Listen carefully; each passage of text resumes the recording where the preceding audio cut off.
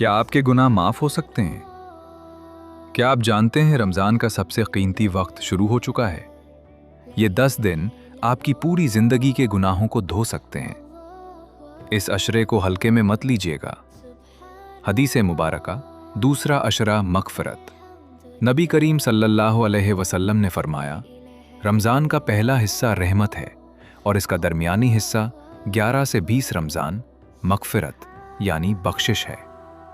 अल्लाह उन दिनों में अपने बंदों की तौबा का इंतजार करता है। इस्तिग़फ़ार की ताकत। इस्तिग़फ़ार की बरकत यह है कि यह बंद रास्तों को खोल देता है। अल्लाह फरमाता है कि अगर तुम्हारे गुनाह आसमान की बुलंदियों तक भी पहुंच जाएं, तब भी मेरी रहमत तुम्हें माफ करने के लिए काफी है। बस एक सच्चा आंसू चाहिए। इस अशरे में यह दुआ कसरत से पढ़ें। अस्तग़फ़िरुल्लाह रब्बी मिन कुल्लि ज़ंबिन व तूबु इलैहि। हर नमाज के बाद इसे पढ़ने की आदत डाल लें। इंशाअल्लाह मग़फ़िरत मिलकर रहेगी। या अल्लाह, इस अशरे के सदक़े हम सब की मग़फ़िरत फरमा और हमें जहन्नम की आग से बचा। आमीन।